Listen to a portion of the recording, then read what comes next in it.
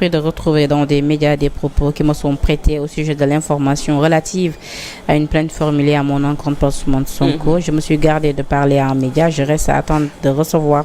une convocation avant de me prononcer. De toute façon Madiambal mi ngi leeral ni jotagul boobu les convocations mais quand même li nga xamante ni tey bi ñu xëyee fësal nañ ko ci yenn médias notamment moom ci boppam ci li nga xamante ni moom moo di journalam de quotidien su ma juumul ba sax ci la ñu déggee li nga xamante ni moom moo di riposte bi nga xamante ni en tout cas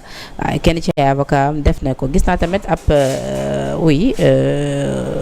plainte bu jógee ci ki nga xamante ni signé maître Abdinar Ndiaye avocat à la cour plainte contre madame Anta Babacar Ngom moom nag dafa plainte Anta Babacar Ngom et X le parti politique d'énormes je sais pas mënuma ko lire Pastef les patriotes représentés par monsieur Dramane Sidibé madame Anta Babacar Ngom et X destruction de biens appartenant à autrui coups et blessures volontaires violence et voies de fait complicité de ses chefs en tout cas plainte bi lii la visé plainte yi finalement ma ngay gën a bëri de bii nag comprendre ma par contre li nga xamante ni jéem nañ ko bind au début une plainte ridicule écriture bi dafa sew une plainte ridicule qui à la limite n'est basée sur rien mais comme je le dis aujourd'hui li ñu doon wax la séparation des pouvoirs gis nañ ni ñoom bon je dois dire que ñu ci bëri peut-être war nañ leen joxaat dictionnaire pour ñu xam lan mooy rupture ak lan mooy séparation des pouvoirs parce que ils font des plaintes à tout va ils menacent parce que quand on voit le premier ministre dans une localité et il dit à une personne dootoo mës a nekkati candidat fu mu ko teg est-ce que c'est lui le juge donc def ci contre Farba Ngom waaw donc c'est pour dire que en fait et c'est dommage je ne pense pas que les Sénégalais se sont mobilisés pour ça pour que quelqu'un pense qu'il est le roi au Sénégal parce que loolu dépassé nañ ko et tous les actes qu'il est en train de poser en réalité loolu lay wane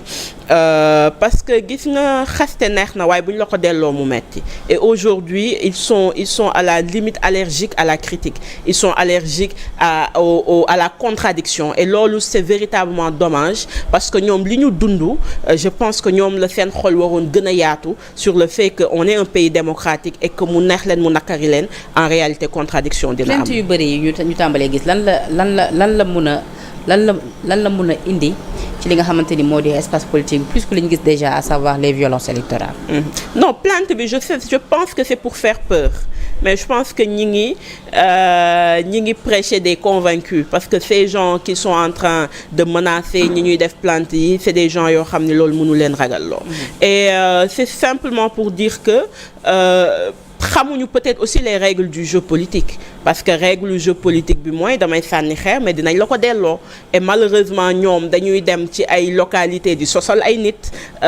di yàq crédibilité wu ay nit di wax lu leen neex sans aucune preuve parce que c'est tout le temps comme ça qu'ils ont réagi je rappelle que depuis qu'il est de l'opposition il n'a jamais fait une accusation boo xam ne génnee na preuve palpable il dit j'ai des dossiers j'ai des gens qui m'informent mais buñ ko woowee ba tribunal déjà du tontu ji deuxièmement du yóbbu ji ay preuves donc bu dee kooku tey mooy ñëw naan liñ may wax dañu war a am preuve ça veut dire que c'est l'hôpital excuse-moi du terme qui se fout de la charité et de ce point de vue là man je ne les comprends pas malheureusement nag dañu débuter noo xam ni dañu bëgg yóbbu fitu sénégalais yi mais ils n'y arriveront pas parce que ñu leen gënoon metti ñi ngi fi woon te terewul le sénégalais a toujours été libre de ses faits et gestes et ak nu mu mënti demee je pense que c'est un projet qui est voué à l'échec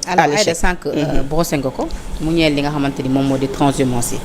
lu ñuy faral di gën a gis ci li nga xamante ni moo di nguuru Pastef ci jamono bi nga xamante ni ñoom ñoo fi doon wax ni duñu accepter transhumance ci jamono bi nga xamante ni Ousmane Sonko moo fi waxoon ne après campagne yu ko ci nekk fa nga nekk na nga fa toog ci boobu la jamono la ñu gis ñi nga xamante ni ñoo ne doon xarab démb di yëkkati yenn kàddu yi tey ñu rallié wu à Pastef c'est-à-dire on a envie de se demander qu'est-ce qui se passe lan moo xew ba ñu bañoon démb nangu tey ce qui se passe mooy c'est l'éternel wax waxet parce que aujourd'hui moi je pense que moom peut-être li ñu doon xasee benn président de la République en lui disant que dafa wax télé wax waxet moom c'est par les actes qu'il fait du wax waxet et aujourd'hui ñu ngi ñuy bëgg wutal ay circonstances atténuantes en disant non du transhumance soutien la non du woowuñu leen ñoom ñoo bëgg ñëw liggéey non peut-être ñi seen loxo dafa set en réalité dañuy insulter même l'intelligence des Sénégalais parce que ci seen turu parti dafa am benn mot bu fa nekk bu ñu tuddee éthique et aujourd'hui ñoom ni ñuy doxalee parce que tey koo xam ni tu as été investi sur une liste parce que tu as été choisi parmi peut-être des milliers de militants qui auraient pu eux aussi représenter dignement l'Assemblée ñu jël la ñu teg la yow nga dem débaucher kooku ñëw ne non na ñëw en réalité c'est même devenu sale parce que peut-être les autres gouvernements yi fi nekkoon daan nañu xaar sax bay jéem a jeexal seen premier mandat peut-être di jéem a dem di débaucher ay nit mais ñii niñ ko defee dafa ñaaw et ça ne répond pas du tout à l'attente en réalité des Sénégalais parce que ñoom ñoo ñëwoon tam nit ñi dëmm donc bu dee tey ñoom ñoo leen di wutal en réalité ay prétexte ñoom la rek mais ça répond toujours à la question de dire que ils ont eu un très bon discours ils ont eu un discours bi nga xam ne ça a convaincu entre guillemets beaucoup de Sénégalais mais le discours est en déphasage avec les actes parce que dañuy wan ni peut-être ceebu jën ñoom la ñuy togg bu ñu ñëwee gis leen ñu def maafe donc ça veut dire que en réalité c'est juste un mensonge qui est en train d'être bu ñuy rafetal mais c'est toujours du mensonge et on n'est pas encore sorti de l'auberge. D'accord parce que à ce rythme là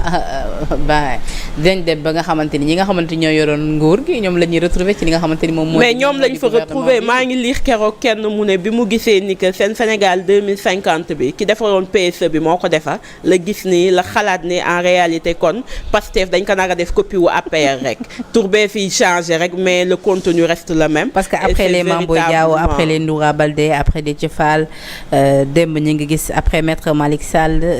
après. En tout cas bëri nañu démb ñu ngi gis ki nga xamante ni moom moo di Adji Mbelgane Kanouté qui est sur une liste qui est déjà sur une liste à la 24e position et c'est la même chose que Déthié donc amul différence Déthié est sur la 5e position donc ça veut dire que tey du ñooñu war a jox ay leçons maintenant il faudrait que aussi que Sénégalais yi réfléchir ci offre politique ñoom bi ñu leen di jox est-ce que c'est en accord ak li ñuy wax comme je le dis rek ceebu jën lañ ñu digoon wala suppu kànja ñu gis ci maafe maintenant c'est aux Sénégalais de savoir fii ndax loolu doy na leen ndax koo xam ni en réalité amagul tous les pouvoirs et il est dans un perpétuel reniement bés boo ko joxee tous les pouvoirs xaw ma fu ñu jëm